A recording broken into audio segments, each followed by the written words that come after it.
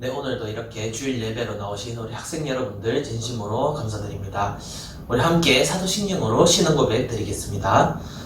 전능하사 천지를 만드신 하나님 아버지를 내가 믿사오며 그 외아들 우리 주 예수 그리스도를 믿사오니 이는 성령으로 잉태하사 동정녀 마리아에게 나시고 본디오 빌라도에게 고난을 받으사 십자가에 못 박혀 죽으시고 장사한 지 사흘 만에 죽은 자 가운데서 다시 살아나시며 하늘에 오르사 전능하신 하나님 우편에 앉아 계시다가 저리로서 산자와 죽은 자를 심판하러 오시리라. 성령을 믿사오며 거룩한 공예와 성도가 서로 교통하는 것과 죄를 사하여 주시는 것과 몸이 다시 사는 것과 영원히 사는 것을 믿사옵나이다. 아멘.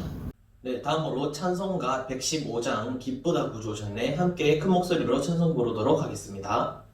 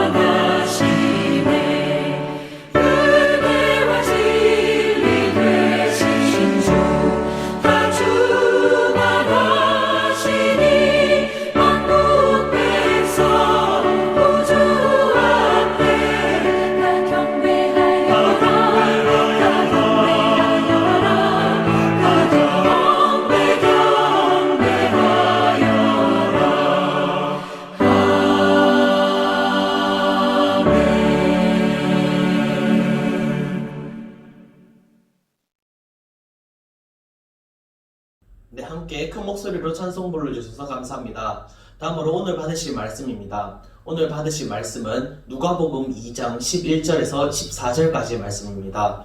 누가복음 2장 11절에서 14절까지의 말씀입니다. 제가 여러분들에게 읽어드리도록 하겠습니다.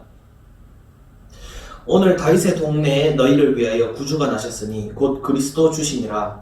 너희가 가서 강보에 쌓여 구유에 뉘어 있는 아기를 보리니 이것이 너희에게 표적이니라 하더니 호련히 수많은 천군이 그 천사와 함께 하나님을 찬송하여 이르되 지극히 높은 곳에서는 하나님께 영광이요 땅에서는 하나님이 기뻐하신 사람들 중에 평화로다 하니라.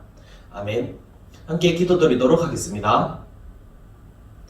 하나님 감사합니다. 오늘도 이렇게 저희가 이 주일을 맞이하여서 주님 앞에 나올 수 있도록 인도하심 너무나도 감사드립니다. 특히 오늘 또 이렇게 이 성탄 감사 주일을 맞이하여서 주님 저희가 더욱더 주님과 함께 주님께서 오신 그 기쁨을 누릴 수 있는 저희 학생들이 될 수 있도록 주님 함께하여 주시옵소서. 살아계신 우리 구주 예수 그리스도 이름으로 기도드리옵나이다. 아멘. 네, 여러분들 반갑습니다. 오늘 이렇게 또 저희가 함께 예배드릴 수 있도록 하심에 정말 주님께 감사드리며 오늘 또 특히나 성탄 감사 주일이자 또 2020년의 마지막 주일입니다. 이렇게 또 중고등부 학생 여러분들 이 1년 동안 너무나도 고생 많으셨고 이제 정말 얼마 남지 않은 이 2020년을 정말 은혜롭게 주님의 은혜로 또한 지혜롭게 잘 마무리하셨으면 좋겠습니다. 여러분들 아인슈타인의 상대성 이론이라는 것에 대해서 잘 들어보셨을지 모르겠습니다. 이 이론에 대해서 아주 간단하게 말씀드리자면 시간은 누구나 다 다르게 느낀다는 것입니다. 즉, 그러니까 시간의 흐름은 사람들마다 다르게 느낀다라는 것을 이 상대성 이론의 아주 가장 짤막한 그런 설명이라고 말할 수 있을 것 같습니다.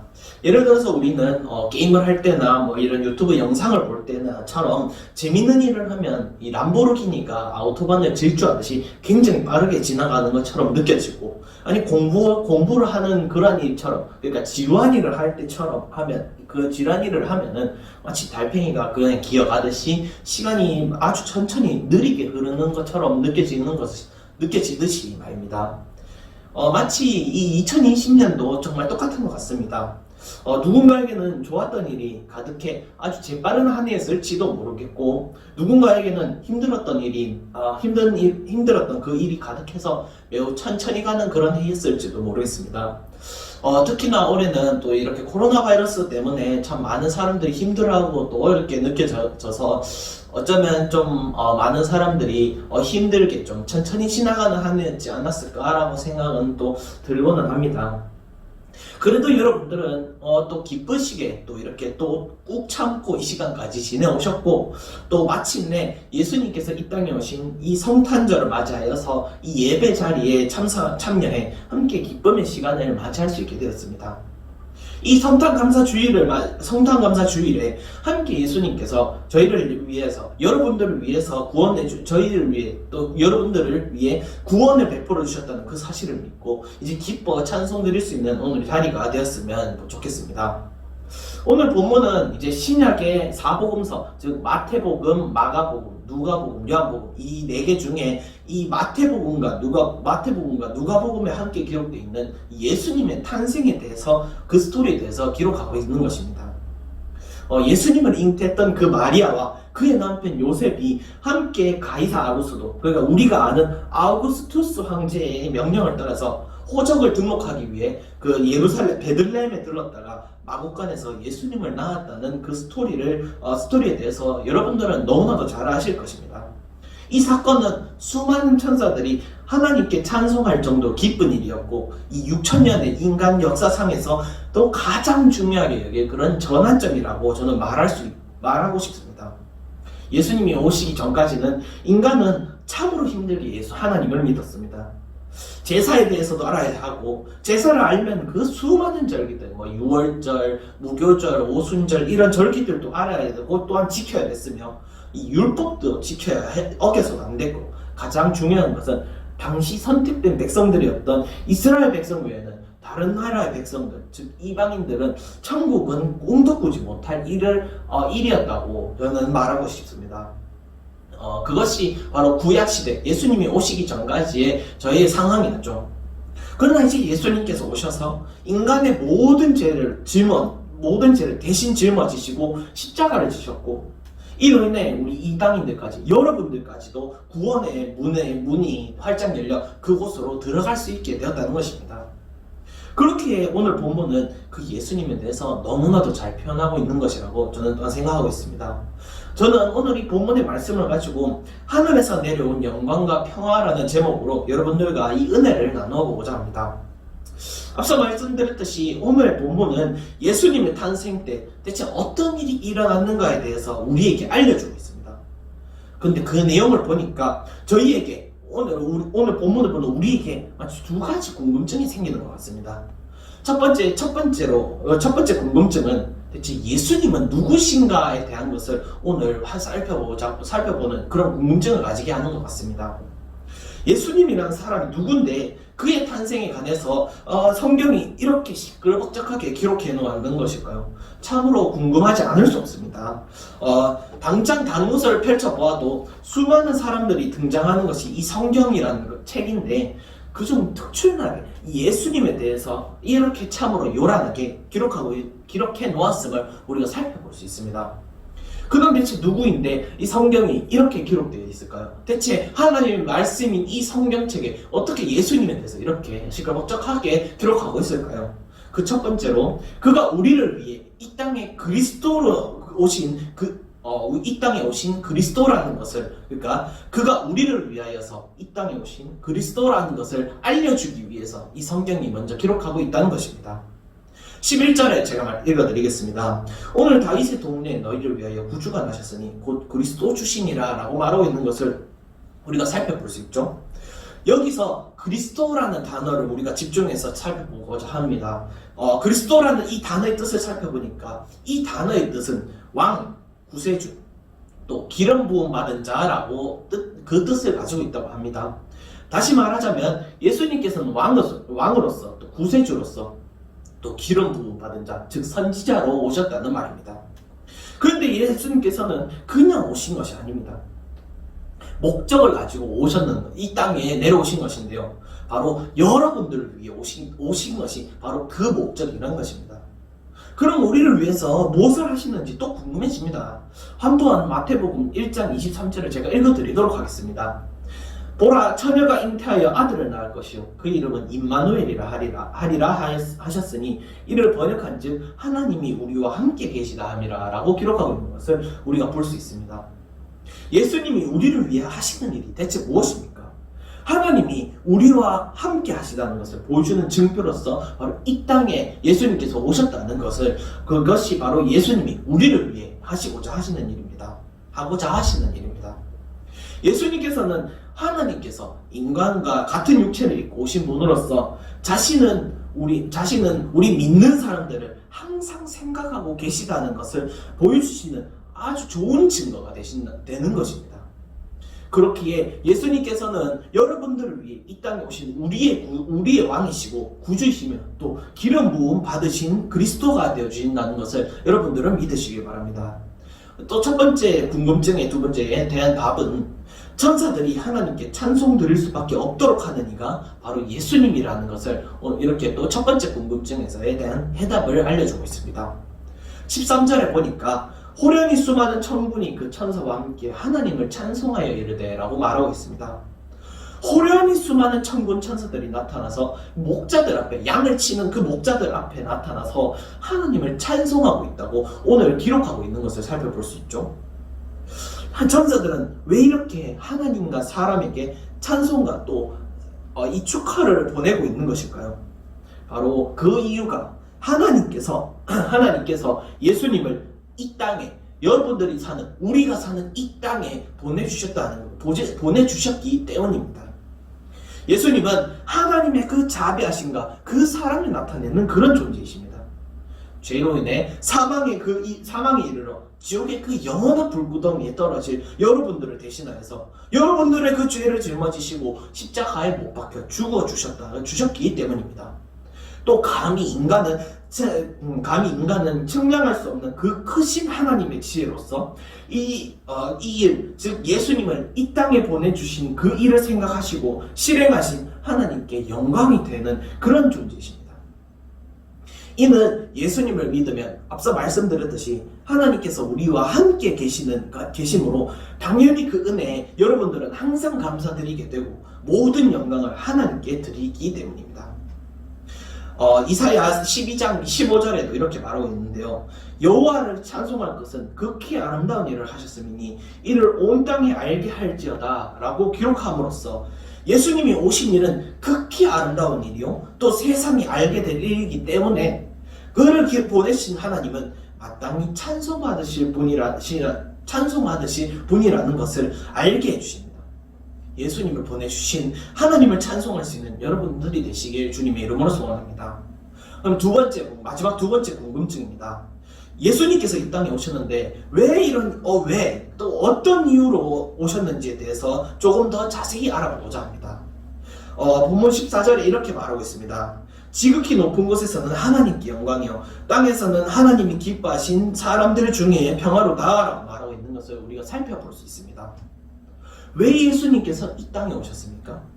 그것은 바로 하나님께 영광, 또 사람에게 평화를 주시기 위해 여러분들에게 평화를 주시기 위함이라고 14절에서 예수님께서 오신 이유가 명백히 드러나 있는 것입니다.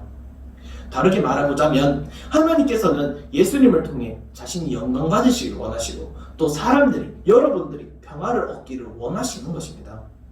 요한복음 8장 54절에도 이렇게 기록하고 있습니다. 내가 내게 영광을 돌리면 내 영광이 아무것도 아니거니와 내게 영광을 돌리시는 이는 내 아버지시니 곧 너희가 너희 하나님이라 칭하는 그이시라 라고 기록하고 있는 것이죠. 여기서 우리가 기억해야 할 것은 하나님과 예수님은 동일하신 하나님이시라는 것입니다. 그렇기 때문에 하나님께서 예수님께 영광을 돌리심으로 결국 하나님 자신이 영광을 받게 될 것입니다. 그것을 말씀하고 있는 것이 오늘 본문이죠. 앞선 주제에서 예수님은 천사들이 하나님께 찬송 드릴 수밖에 없도록 만드신 분이라고 말씀드렸습니다. 이것은 사람뿐만 아니라 천사를 포함한 하나님께서 지으신 모든 것들이 예수님께 영광을 돌린다는 것입니다. 여러분들이 특히나 초등학생 때 학교에서 상을 받았을 때를 생각해 봅시다. 여러분들이 상을 받았을 때 여러분들 또한 좋았겠지만 그러면 또한 누가 특별히 기뻐하셨습니까? 바로 여러분들의 부모님께서 특히나 또 많이 기뻐하고 또 행복해 하셨을 것입니다. 여러분의 그 기쁨이 자신의 일인 것처럼 여러 사람들에게 자랑도 하시고 또 요즘 같았으면 이 SNS 페이스북이라든가 이런 여러 가지 SNS 그런 앱들에 올리시면서 기뻐하시는 분들이 바로 여러분들의 부모님이신 것입니다. 저희 집에도 아직까지 심지어 유치원에서부터 유치원 때 제가 받았던 그 상부터 지금까지 쭉 받아왔던 모든 상들에 대해서 저희 부모님께서 보관하고 계시는데요. 이렇듯이 예수님께서 그 영광을 받으심으로 마치 여러분들의 부모님처럼 하나님께서도 또한 기뻐하시며 또 영광을 받으시게 되는 것입니다. 또한 예수님께서 육신을 입고 이 세상에 오신 일은 아주 큰 기쁜 일이 틀림없습니다. 10절을 보니까 천사들은 이 소식이 온 세상에 미칠 큰 기쁨의 좋은 소식이라고 말하고 있음을 우리가 보게 됩니다. 그렇습니다. 예수님께서 오신 그것은 온 백성, 즉 세상에 있는 모든 사람들, 그를 믿는 사람이든지 믿지 않는 사람들이든지 상관하지 않고 모두에게, 특히나 또 여러분들에게도 큰 기쁨의 일인 것입니다. 이 큰 기쁨은 어떠한 큰 기쁨입니까? 여러분들에게 평안을 주는 큰 기쁨일 것이죠. 우리의 삶에 평안이 없으면 어떻게 됩니까? 말 그대로 항상 불안에 떨며 살아야 될지도 모르겠습니다. 아무리 큰 권세를 잡고 있어도 언제나 어떻게 나락으로 떨어질지 모르는 그런 불안, 또 언제 죽을지 모르는 그런 불안과 같이 삶이 항상 피곤하고 또 곤고하며 쉽게 넘어지는 일을 당하게 될 것입니다. 그러나 예수님께서 이 땅에 내려와 주셨습니다. 나의 피곤, 곤고, 또 불안을 대신 짊어지시고 그 십자가를 지심으로써 여러분들은 이제 평안을 얻게 되셨다는 것입니다. 이는 이사야 53장 4절에서 6절까지 그 말씀에 너무나도 잘 기록되어 있습니다. 제가 읽어드리도록 하겠습니다. 그는 실로 우리의 질고로 지고 우리의 슬픔을 당하였거든. 우리는 생각하기를 그는 징벌을 받아 하나님께 맞으며 고난을 당한다 하였노라. 그의 찔림은 우리의 허물 때문이요 그가 상함은 우리의 죄악 때문이라. 그가 징계를 받음으로 우리는 평화를 누리고 그가 채찍에 맞음으로 우리는 나음을 받았도다. 우리는 다 양 같아서 그릇 행하여 각기 제 길로 갔거늘 여호와께서는 우리 모두의 죄악을 그에게 담당시키셨도다 라고 말하고 있습니다. 사람들이 보기에는 어떻습니까? 예수님께서 오신 것은 참으로 미련하다. 왜 이 땅에 내려오셨나? 왜 하나님께 죄를 지어서 왜 굳이 벌을 받으려고 내려오셨는가? 너무나도 미련하다. 이렇게 생각할 수 있겠습니다. 여러분 생각해 봅시다. 과연 여러분들의 부모님들이 앞에 나와 있는 저를 위해서, 지금 설교하고 있는 저를 위해서 여러분들을 죽게 내버려 두실까요? 일면식도 없는 저를 위해서 여러분들을 이전까지 일면식도 없었던 저를 위해서 여러분들을 죽게 내버려 두실까요? 이는 전혀 말이 되지 않습니다. 아마 여러분들이 큰 사고가 났을 때 부모님들은 다른 사람은 상관하지 않고 제발 우리 아들, 우리 딸만 무사기를 이라고 생각하실 것입니다. 그렇다면 하나님께서는 왜 다른 방법도 많으신데 왜 하필이면 자신의 외아들 예수님을 그 십자가에 못 박히게 내버려 두셨을까요? 전지전능한 그런 신이라고 말하면서 왜 그 아들을 십자가에 못 박히게 두셨을까요? 하나님께서 바보십니까? 왜 하나밖에 없는 아들을 그 십자가에 못 박혀 죽게 내버려 두셨을까요? 이것이 바로 하나님의 사랑이기 때문입니다. 인간의 생각으로는 결코 따라갈 수 없고 인간으로서는 결코 흉내내지 못하는 그런 사랑이라는 것입니다. 정작 우리는 예수님을 몰랐지만 그럼에도 예수님께서는 우리를 사랑하고 계셨다는 말입니다. 그의 하나밖에 없는 그 아들을 내어주심으로 그가 채찍에 맞고 찔림을 당하고 또 징계를 받아 고난을 받음으로 마침내 십자가를 지시는 것은 우리의 죄를 얻게 하심으로 우리에게 나음을, 우리에게 평화를 주시기 위해서라는 것입니다. 그렇기 때문에 땅에서는 하나님이 기뻐하신 사람들, 즉 하나님께서 우리를 위해 예수님을 보내주셔서 우리의 죄와 함께 십자가에 못 박혔다는 그 사실을 믿는 우리 믿는 사람들, 여러분들 그 중에서 평화가 찾아오게 되었음을 믿고 예수님으로 인해서 큰 평안을 누리고 있다는 사실을 여러분들은 잘 아시고 이제 주님께서 주시는 그 평안을 누리며 오늘 성탄절을 또 성탄주의를 잘 보내셨으면 좋겠습니다. 마무리하도록 하겠습니다. 혹시 여러분들은 성탄절을 단순히 빨간 날이라고 생각하지는 않으셨나요? 단지 선물을 주고받으며 지내는 날인가요? 이 성탄절은 우리를 위한 하나님의 그 놀라우신 사랑이 시작되는 날입니다. 우리는 오늘 본문을 통해서 하늘에서 내려온 그 영광이시며 또 평화 되시는 예수님의 탄생을 우리가 살펴보게 되었습니다. 예수님이 이 땅에 오심으로써 우리는 죽어 지옥에 떨어지게 될 그 죄에서 너무나도 큰 죄에서 용서받게 되었고 그 영원한 영광이 있는 그 천국을 바라보고 이제 소망을 가지게 되었습니다. 예수님은 여러분들을 위해 이 땅에 오신 그리스도이십니다. 여러분들의 왕이시고 선지자이시며 또 제사장이 되십니다. 예수님은 우리가 하나님께 영광을 올려드리러 이끌어 주시는 분이십니다. 우리에게 평안을 주시는 분이십니다. 그러나 시간이 흐르고 우리는 어쩌면 그 성탄절의 진정한 의미를 잊어버리고 있었을지도 모를 일입니다.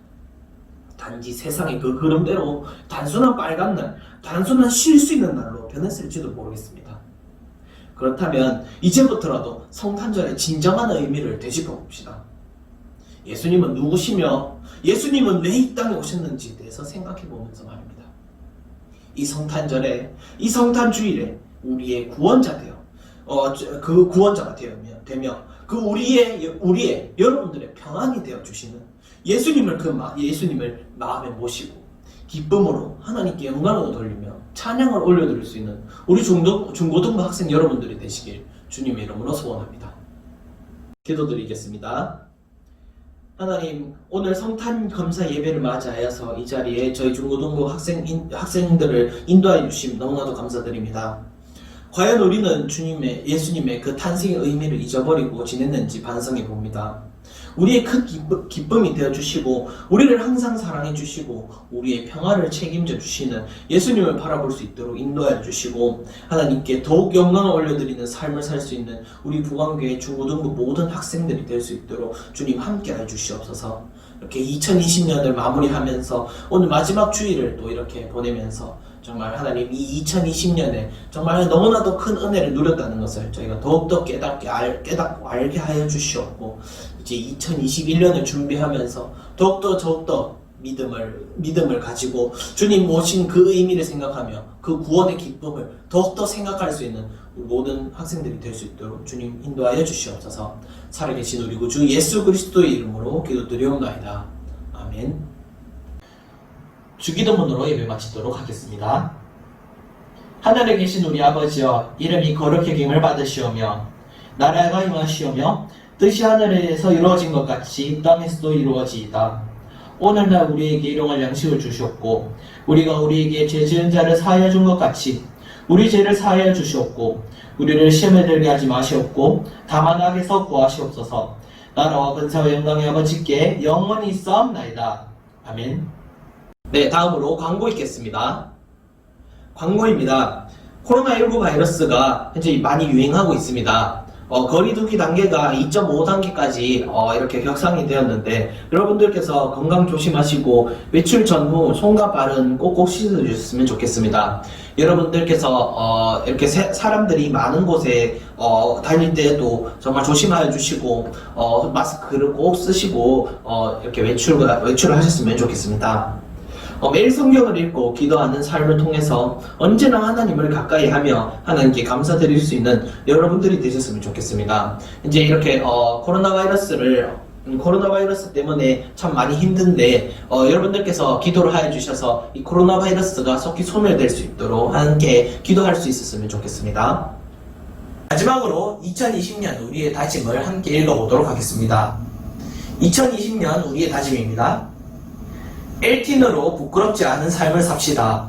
예배에 최선을 다하는, 미션을 빠뜨리지 않는, 잃어버린 영혼들을 사랑하는 LTN이 됩시다. 네, 이상으로 예배를 마치도록 하겠습니다. 감사합니다.